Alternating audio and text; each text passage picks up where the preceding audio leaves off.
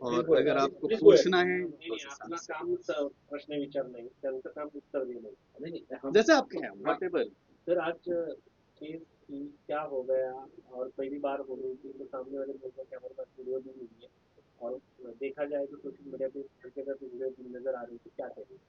रूपाली नीलेश चाकंकर के खिलाफ प्लान्ड वे में उनकी इमेज को टार्निश करने के लिए कुछ महिला इंडिविजुअल्स ने मीडिया हाउसेस से, कुछ इंस्टाग्राम इन्फ्लुएंसर्स से, यूट्यूबर्स से मिल करके, जानबूझ करके एआई से बनाए हुए videos, morphed videos, Ashok Kharat नाम के एक व्यक्ति जिसके खिलाफ 50 से ज्यादा महिलाओं के ऊपर यौन शोषण का आरोप लगा है, जहां रूपाली चाकंकर सिर्फ जाती थी इसलिए क्योंकि तमाम जो आध्यात्मिक लोग हैं वहां जाते थे। ऐसे में जानबूझ करके पॉलिटिकल मोटिव से ग्रसित होकर के कुछ ऐसे लोग जो इनके प्रति राजनीतिक दुर्भावना रखते थे, उन्होंने मिलाइज्ड, मैन्युफैक्चर्ड और डॉक्टर्ड वीडियोस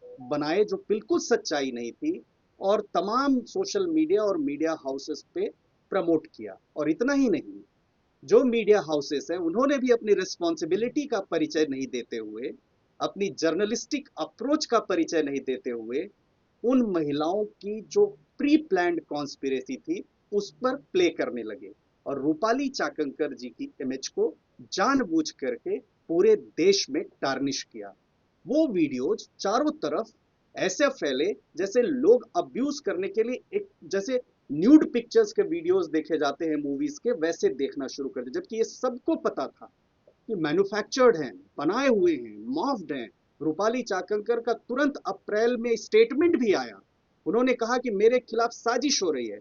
उसके बाद भी किसी भी मीडिया हाउस ने रूपाली चाकंकर जी का एक्सप्लेनेशन लेने की कोशिश नहीं की। लिहाजा माननीय अदालत के सामने उन्होंने उन लोगों के खिलाफ जिन्होंने जानबूझ करके रूपाली चाकंकर जी की इमेज को डिस्ट्रॉय किया था, डिफेमेशन का, इंजंक्शन का, परपेचुअल इंजंक्शन का मुकदमा फाइल किया, जिसमें मेटा प्लेटफॉर्म भी है, एक्स भी है, जिसमें इंस्टाग्राम जैसे सारे जो, फेसबुक भी है, लिंक्डइन है, और तमाम यूट्यूब से, और जॉन्डो भी हैं, ऐसे भी लोग जिन्होंने शेयर किया उनके खिलाफ भी न्यूज है।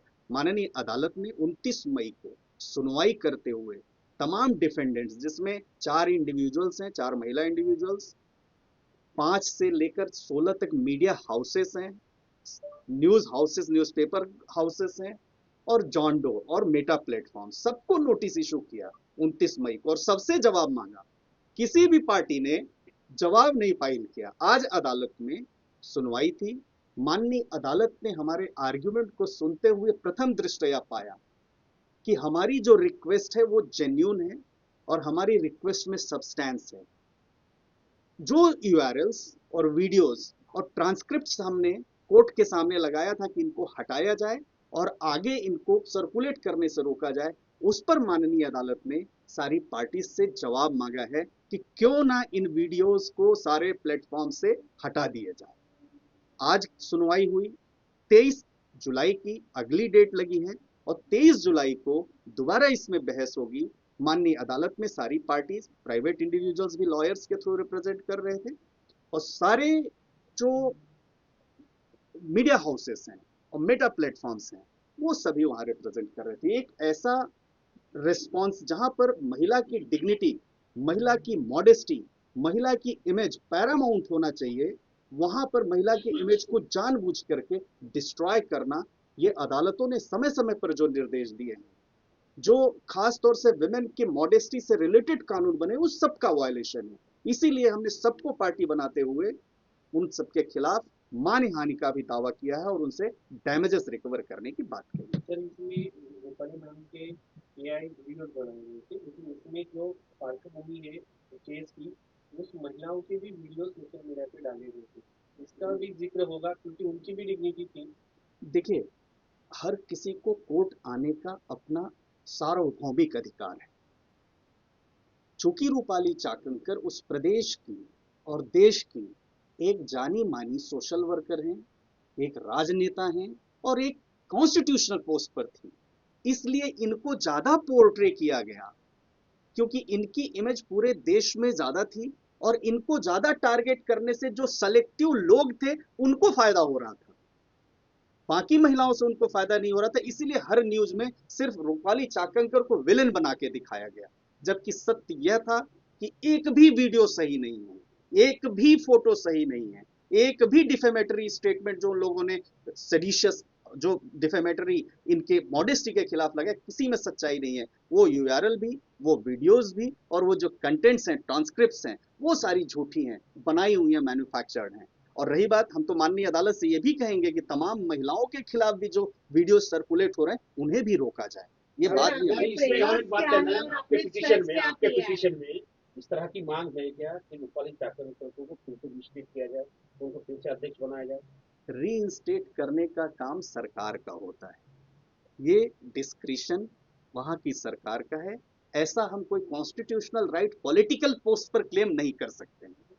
सर, आपके प्रेयर्स क्या है और आप प्रेयर्स में किस चीज को स्ट्रेस करते हो? आप पहली पहली प्रेयर हमारी है इंजंक्शन की, परमानेंटली इन वीडियोस को टेक ऑफ किया जाए और आगे ये सर्कुलेट नहीं करें। दूसरी प्रेयर है डिफेमेशन की, कि इन सब से 2 करोड़ रुपए हमें रिकवर करना है, 2 करोड़ 10 लाख रुपए, ये सब ज्वाइंटली लाइबल हैं, ये हमें कॉम्पनसेट करें क्योंकि हमारी इमेज जो है डिस्ट्रॉय हुई है। तीसरी हमारी प्रेयर है कि इन फ्यूचर इस तरह के किसी भी वीडियोस को, न्यूज को सर्कुलेट नहीं किया जाए और अब तक जितने हैं उन सबको हटाया जाए। लेकिन जिनके खिलाफ भी मतलब जो नोटिस दी गई है, कुछ व्यक्ति है वो तो आज कोर्ट में नहीं आए थे। दूसरी बात ये है कि सिर्फ उनके पास वुमेन कमीशन की पोस्ट और पोजीशन थी, इसलिए उनकी इमेज टार्निश करने का प्रयास किया था क्या? नहीं, ऐसा नहीं है। किसी भी महिला की इमेज हमारे देश में बहुत महत्वपूर्ण है। हमारे देश में महिला को देवी के रूप में माना जाता है। ऐसे में अगर आप, हम रिस्पॉन्सिबल एक्ट करते हैं, मैं लॉयर हूं, मेरी जिम्मेदारी है, आप जर्नलिस्ट हैं, आपकी जिम्मेदारी है, वो नेता हैं, सोशल वर्कर हैं, उनकी जिम्मेदारी है कि वो रिस्पॉन्सिबली एक्ट करें। कहते हैं जो जितना रिस्पॉन्सिबल होता है उसको उतना ही रिस्पॉन्सिबली एक्ट करना चाहिए। ऐसा नहीं है, रूपाली चाकंकर जी नहीं भी थी महिला आयोग की अध्यक्ष, तब भी इनका काफी नाम था। ये नहीं होती तब भी ये आती, अगर इनसे रिलेटेड वीडियो सरफेस होते, इनकी इमेज को टार्निश किया जाता। और हर एक इंडिविजुअल का वो फंडामेंटल राइट है, संवैधानिक अधिकार है अदालत आने का। मॅम, तुम्हाला काय वाटतंय, तुम्हाला मुद्दामून टार्गेट करण्यात आलं का? आणि तुम्ही एक स्टेट वुमेन कमिशनच्या चेअरवर बसलेला, तुम्ही एका पॉलिटिकल वुमेन लीडर आहात, म्हणून तुम्हाला टार्गेट करण्यात आलं आणि म्हणून मुद्दामून जास्त व्हायरल झाला या कॉल होता? मला असं वाटतं वकिलांनी सविस्तर माहिती दिलेली आहे आणि आता ही संपूर्ण कायदेशीर प्रक्रिया सुरू आहे, त्याच्यामुळे यावरती जास्त भाष्य करणं उचित होणार नाही. कायद्याची लढाई आहे, ही कायद्याच्या चौकटीतून मिळेल. पण ज्यांना तुम्ही नोटिसा दिल्या होत्या, आशा निर्भय असतील, संगीता माने असतील, म्हणजे ते 4-5 महिलांची नावं, त्यांच्यापैकी आज कुणी कोर्टामध्ये उपस्थित नव्हते. तुम्ही स्टेटमेंट केलं होतं, मुद्दाम असं म्हणाले होते की आता दिल्लीच्या कोर्टात भेटू, त्या काय आल्या नाही? हे सगळं आपण पाहत आहे. सभी लोगों को नोटिस सर्व हो चुका है, हमने एफिडेविट भी फाइल किया है, ईमेल से भी नोटिस गया है, बाई पोस्ट भी नोटिस गया है, कोर्ट से भी नोटिस गया है, कोरियर से भी नोटिस गया। नहीं, सबने कहा कि नोटिस मिला है, लेकिन एक बहाना है। अदालत की तरफ से जब नोटिस जाता है तो जितना डॉक्यूमेंट हम फाइल करते हैं वो सब जो है उनके पास जाता है। ये नियम है, ये हाई कोर्ट के रूल्स में है।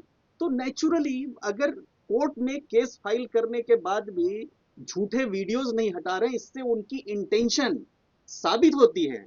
और एक साथ वो वहां कोर्ट में आने के बाद ही वीडियो हटाने के लिए नहीं तैयार, जब कोर्ट के कहने के बाद भी जेन्युइन डिमांड है, तो आप समझ लीजिए ना कितने प्लान्ड वे में वो इमेज को टार्निश करना चाहते हैं रूपाली चाकंकर।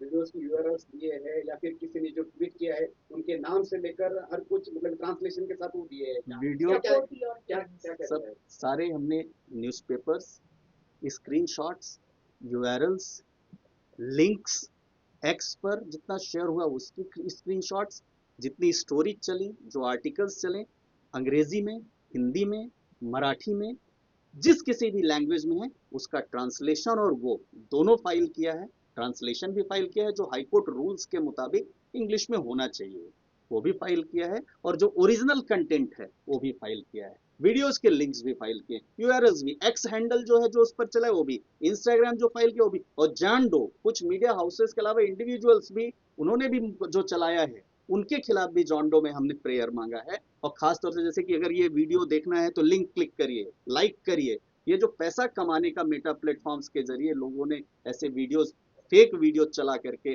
जो सर्कुलेट किया, उनके खिलाफ भी हमने कार्रवाई की मांग।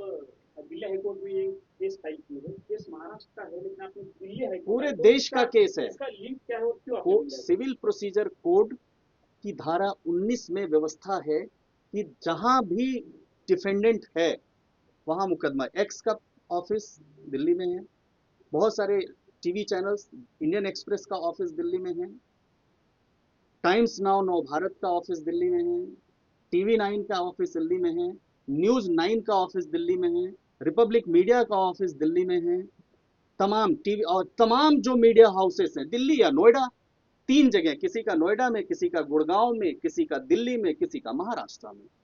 तो इसमें से हम कहीं भी फाइल कर सकते थे और 6 से 7 डिफेंडेंट्स दिल्ली में उनके ऑफिसेस हैं।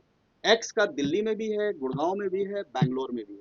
तो ये ऑप्शन जो मुकदमा फाइल करता है ये उसको होता है कि किस जगह वो मुकदमा फाइल करे। मॅम तुम्ही न्यायासाठी इथे दिल्लीपर्यंत पोहोचलाय, 23 जुलैला काय तुम्ही एक्सपेक्ट करतात? आज तर असं काय जोर असं काय झालं नाही हिअरिंगमध्ये, आज काय तुम्ही 23 जुलैला काय एक्सपेक्ट करतात? मी यापूर्वीही बऱ्याचदा सांगितलंय आणि आत्ताही सांगते, खराच्या केसमध्ये पहिल्या दिवसापासून जी भूमिका मी मांडत आली तीच भूमिका ठामपणाने आजही मांडते. त्याच्यामुळे प्रत्येक क्षेत्रातले मान्यवर ज्या आध्यात्मिक भावनेने खरजकडे जात होते त्याच भावनेने माझं कुटुंब जात होतं. पण या पलीकडे जाऊन केवळ आणि केवळ राजकीय षडयंत्र रचत माझी आणि माझ्या कुटुंबियांची जी बदनामी केली, ती बदनामी करत असताना कोणतेही पुरावे सादर करण्यात आलेले नाही. त्याच्यामुळं हा न्यायालयीन लढा मी लढतेय आणि कायद्याच्या चौकटीतून मला न्याय मिळेल हा विश्वास. पण ताई याच्यामध्ये पक्ष कुठे आहे? पक्ष तुम्ही पक्षाचं काम करत होता, पक्ष या सगळ्या लढाईमध्ये तुमच्या सोबत आहे का? पक्षाचा एकही नेता आज तुमच्यासोबत पाहायला नाही आहे, भूमिका मांडतानाही पाहायला मिळत नाही. मी 20 तारखेला पक्षाच्या पदाचा आणि 27 तारखेला आयोगाचे असे दोन्ही राजीनामे दिलेले. त्याच्यामुळे ही जी लढाई आहे ती माझ्या आणि माझ्या कुटुंबियांवरती केलेल्या आरोपांची. म्हणून महाराष्ट्रातली फार मोठी जनता माझ्या समवेत आहे हे आपण पाहत आहे. अनेक लोकांनी येऊन प्रत्यक्ष भेटून अनेकांनी यामध्ये मनोबल देण्यासाठी खूप प्रयत्न केलेला आहे. आणि पक्ष जेव्हा भूमिका मांडणार आहे नाही मांडणार आहे, पण वैयक्तिकरित्या हे सगळे लोक माझ्या कुटुंबासमवेत आहेत. पक्षासाठी प्रयत्न करत होता, पक्षाने तुम्हाला एक पद दिलं होतं, या दरम्यान जेव्हा अशी वेळ येते एखाद्या महिन्यावरती तर मग राजकीय नेत्यांवरती कोण विश्वास ठेवणार? मी तुम्हाला सांगितलं की या दोन्ही पदांचा मी राजीनामा दिला, त्याच्यामुळे पक्षाच्या पदावर मी नव्हतो. नाराज आहात पक्षावर? अजिबात नाही, कारण की लढाई ही त्या व्यक्तीची असते, ती लढाई आम्ही लढतो. ते आता पक्षाशी तुमचा काही संबंध नाही, पक्ष आहेत की नाही? मला असं वाटते माझ्या सगळ्या अकाउंटवरच्या पोस्ट तुम्ही जर बघत असाल तर आजही माझ्या नावापुढे घड्याळाचं सिंबल. सर 2 करोड़ 10 लाख रुपए का जो डिफेमेशन केस आपने दाखिल किया वो सारे प्लेटफॉर्म और जो 4-5 इंडिविजुअल है उनको पूरा मिलाकर है? बिल्कुल, उसमें मैं आपको बता देता हूँ, पहले मीडिया हाउस का बता देता हूँ। जी मीडिया भी है, एबीपी नेटवर्क है, टीवी 9 नेटवर्क है, न्यूज़ तक है, टाइम्स नाउ नव भारत है, सकल मीडिया है, TV broadcast, TV today network, network 18 media, new Delhi television, associated broadcasting, Republic media, YouTube, Meta platform, x, LinkedIn, विस्तार न्यूज, नारी ऑफ नेशन, यूट्यूब प्लेटफॉर्म में बोले भारत, मध्य प्रदेश लाइव है, इंडियन एक्सप्रेस का, दैनिक भास्कर और जॉन्डो में अशोक कुमार, हनीश जाधव, विलास बाड़े, मीनाक्षी मात्रे, संग्राम माने, ओमकार सोनावने, प्रेरणा बालाकवड़े, शांतनु जाधव और उसके अलावा 4 वहाँ की प्रोमिनेंट महिलाएं हैं जिन्होंने पूरी कॉन्स्पिरेसी कथित तौर पर रची। उसमें डिफेंडेंट नंबर 1 डॉक्टर आशा अनंत मिर्गे हैं, मिसेस और मिस रूपाली पाटिल थोम्बरे हैं, सुषमा अंधेरे हैं और श्रीमती अंजलि तमानी। थोडं बोला, थोडं तिकडे यायला का?